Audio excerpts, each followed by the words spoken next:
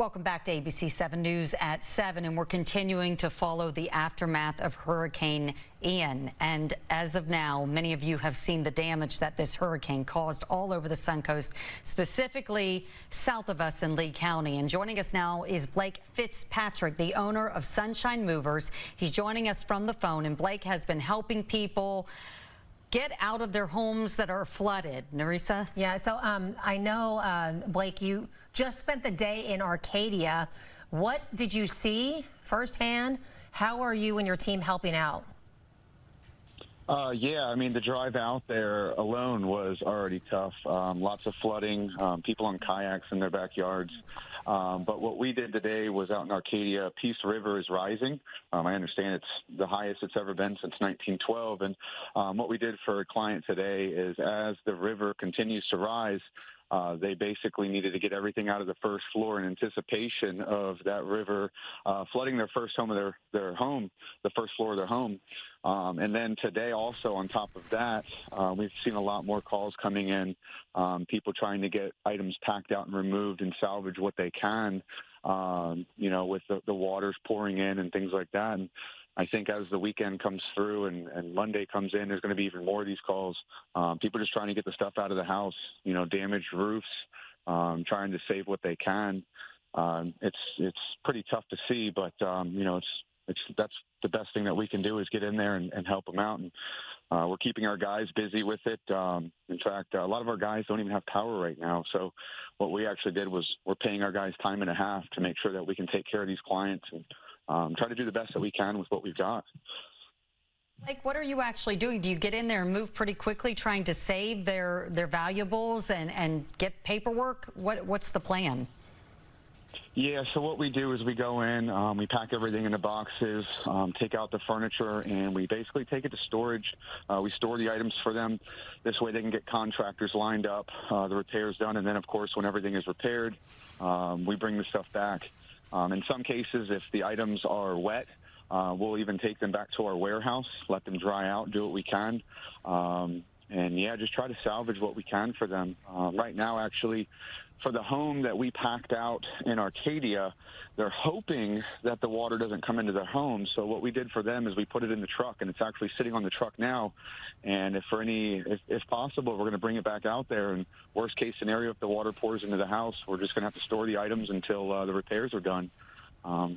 It's the best we can do. You are such a huge help, because I know that's a big task, getting all your stuff, and you're trying to save all your sentimental items. But now on this end, now that the storm has gone through, I'm sure it's very, very emotional, and you're dealing with people that are rock bottom situation. It must take an emotional toll on you listening to these stories and going through this such big loss. And even if they recovered the papers, if they're damaged or pictures, they're damaged. Yeah, and it's tough because usually when we're moving people, it's an exciting moment. We're seeing a new chapter of their life, and everybody's got smiles on. This is the opposite end of that. So, yeah, it's very tough. Luckily, we have compassionate guys. We're taking care of these people and taking care of their stuff. And although it's, not a pleasant chapter of their life, at least we're doing what we can to help them. And that's one of those things of, a little fulfillment that we get out of it, even though it's not the best situation to be in. Since you do this on the fly and you're helping so many people, what recommendations do you have to people in this situation when packing their valuables? I think the biggest thing is taking an inventory.